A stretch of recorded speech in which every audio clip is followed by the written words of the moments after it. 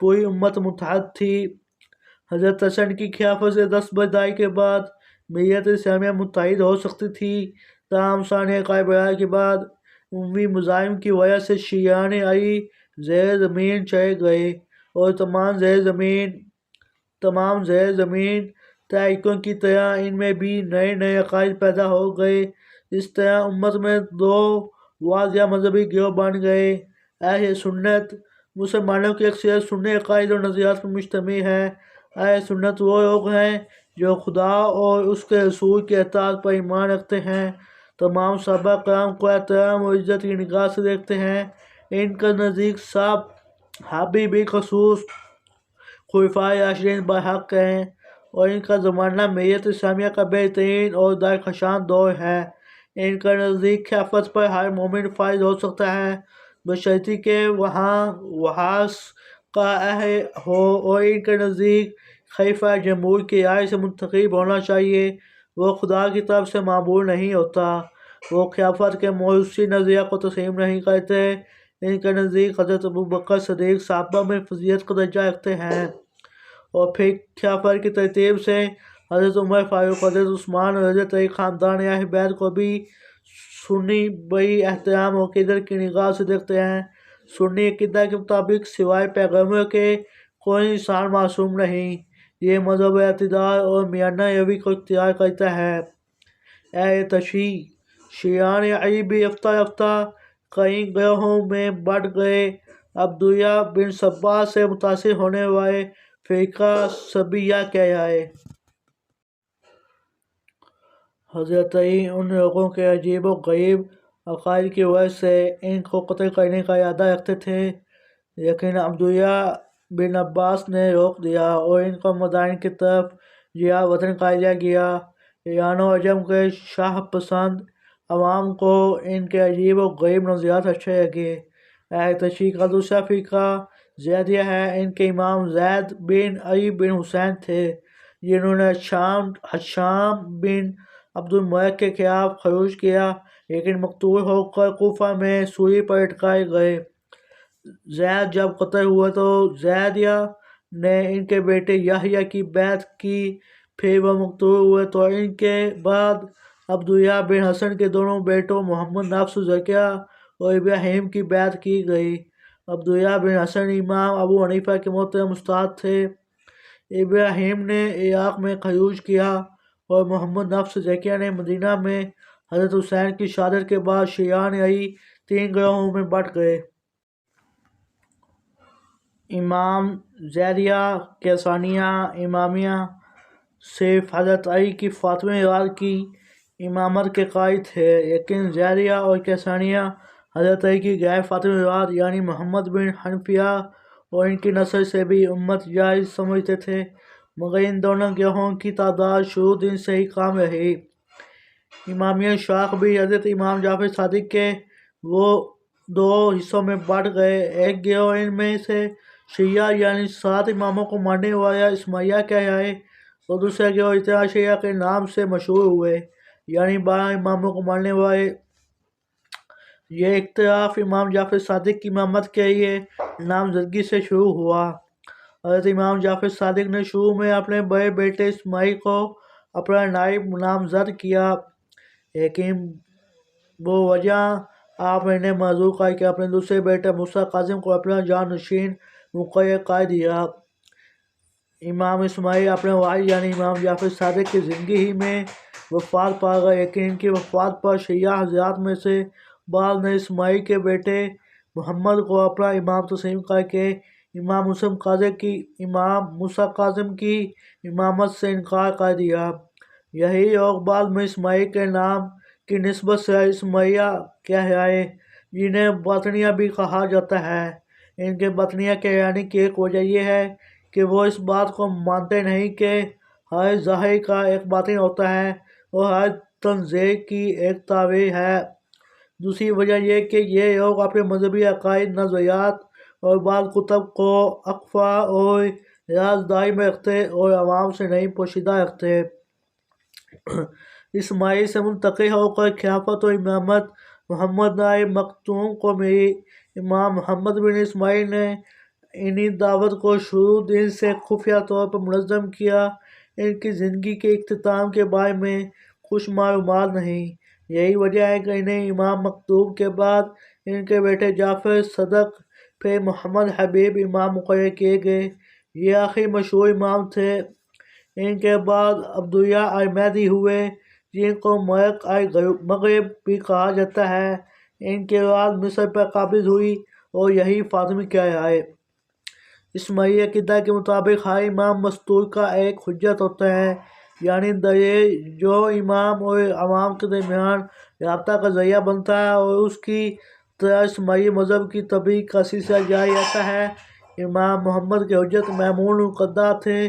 یہ کہنا زیادہ مناسب ہوگا کہ باطنیہ اسماعیلیہ کی ایک شاخ تھی، چنانچہ یہ اکثر حالت میں امام کو مستور ہی مانتے ہیں۔ ان کی رائے میں مغرب میں ان کی سلطنت کے قیام تک امام مستور رہا۔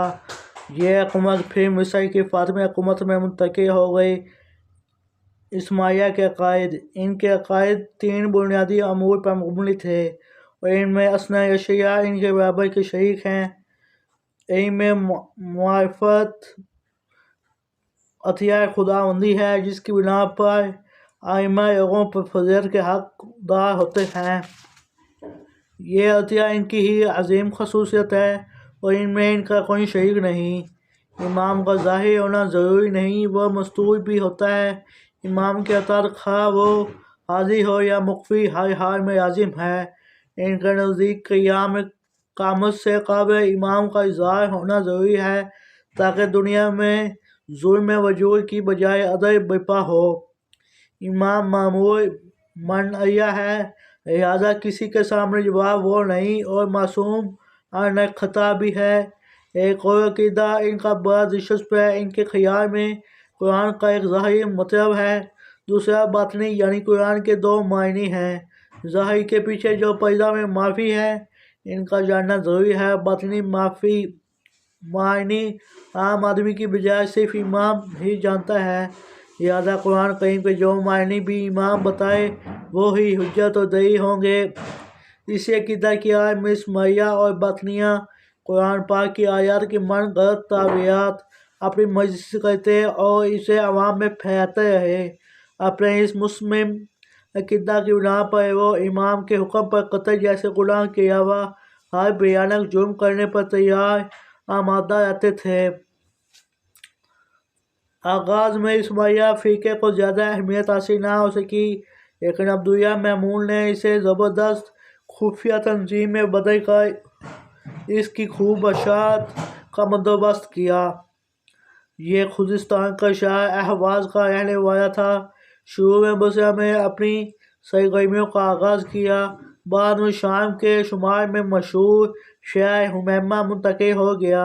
اس نے 400 منظم داعیوں کا جال پھیلا دیا جو فقیروں اور تاجروں کے بھیس میں ہر جگہ پہنچ جاتے۔ ان کی دعوت کا طریقہ کار یہ تھا کہ یہ پہلے لوگوں کے دلوں میں مروج اسلامی عقائد کے بارے میں تشکیک پیدا کرتے، بعد میں انہیں اپنے عقائد کی دعوت دیتے اور انہیں باور کراتے کہ عنقریب امام مستور ظاہر ہو کر ان کے دکھوں کا مداوا اور دنیا سے ظلم کو دور کرے گا۔ بنو عباس کے خلاف وہ خصوصی نفرت پھیلاتے۔ اس شخص کی کوششوں سے یہ مذہب مصر، شام، شمالی افریقہ، یمن اور ایران کے بعض حصوں میں پھیل گیا۔ عبداللہ مامون 875 میں مر گیا، لیکن اس کی تحریک جاری رہی اور خوب بزرگ و بارائی الخصوص افریقہ کے بربریوں میں ان کا بہت چرچا ہوا۔ ان کے ایک دائی حسین عشیری نے غربیہ کی حکومت کا تختہ الٹ کر اسماعیلی حکومت قائم کر دی۔ بعض لوگوں کے نزدیک افریقہ میں فاطمی حکومت کا بانی عبداللہ بن مامون کا پوتا سعید تھا، جس نے عبداللہ مہدی کا لقب اختیار کر کے فاطمی ہونے کا دعویٰ کیا۔ اس کے بعد امام ابو قاسم محمد نے القائم بامر باللہ کے لقب سے حکومت سنبھالی۔ یہ شخص درست طور پر فاطمی نسل تھا۔ 200 سال تک مصر میں اس کے خاندان کی حکومت رہی۔ جامعۃ المذہب فاطمیوں نے ہی قائم کی۔ صلاح الدین ایوبی نے 12 آخر فاطمی سلطنت کا خاتمہ کر کے عباسی خلافت بحال کی۔ حسن بن صبا طوس کا رہنے والا تھا، نسل ایرانی اور مذہباً اسماعیلی شیعہ تھا۔ تاریخ میں اس فرقے کو باطنیہ کا نام بھی دیا جاتا ہے۔ کہا جاتا ہے کہ وہ یمن کے حمیری خاندان سے تھا۔ حسن بن صبا اور نظام الملک طوسی اور الملک خیام تینوں بچپن میں ہم جماعت تھے۔ خیام ایک دوران وہ اسماعیلی مذہب کے دائرہ میں داخل ہوا اور مصر منتقل ہو گیا۔ مصر کے فاطمی خلیفہ مستضعف بلّہ نے اس کی ذہانت سے متاثر ہو کر اسے مشرقی ممالک میں اپنے خاص ذاتی اسماعیلی داعی کی حیثیت سے معمور کیا۔ 1000 نومبر 483 ہجری میں اس نے مسند ایران کے پہاڑی علاقے کے ایک قلعہ الموت شاہین کانشمین پر قبضہ کر کے اسے اسماعیلی مذہب کی خفیہ سرگرمیوں کا مرکز بنا لیا۔ یہ جغرافیائی لحاظ سے بڑی محفوظ جگہ تھی، چنانچہ یہاں بیٹھ کر اسماعیلی تحریک کو، جو بعد میں باطنی تحریک کے نام سے مشہور ہوئی، خوب منظم کیا اور خود اس کا داعی آت کہلایا اور ہر صوبے میں اپنے تحت ایک صوبائی داعی القبیل مقرر کیا۔ داعی القبیل کے ماتحت بہت سے داعی ہوتے تھے جو ہر وقت حرکت اور سفر میں رہتے اور دور و نزدیک کے علاقوں میں پھیلے رہتے۔ داعی جب ترقی پاتا تو اسے رفیق کا نام دیا جاتا۔ اس درجے کے لوگوں یعنی رفیق کے حلقے میں بھی الگ سے داعی القبیل کی تقرری ہوتی۔ اس تنظیم کے ساتھ ساتھ اس نے ایک اور تحریک منظم کی جس سے فدائیین سرفروش کہا جاتا ہے۔ یہ لوگ حسن بن صبا کے ذاتی غلام کی حیثیت سے جان قربان کرنے سے دریغ نہ کرتے۔ یہ تحریک بھی کامل طور پر خفیہ تھی اور اس کے راز داعی کا یہ عالم تھا کہ داعی پکڑ جانے پر خودکشی کر لیتا لیکن راز ظاہر کرنے پر تیار نہ ہوتا۔ ان کا یہ حکم تھا کہ حسن بن صبا کے حکم پر مخالف کے سینے میں خنجر گھوم کر اس کا کام تمام کر دے۔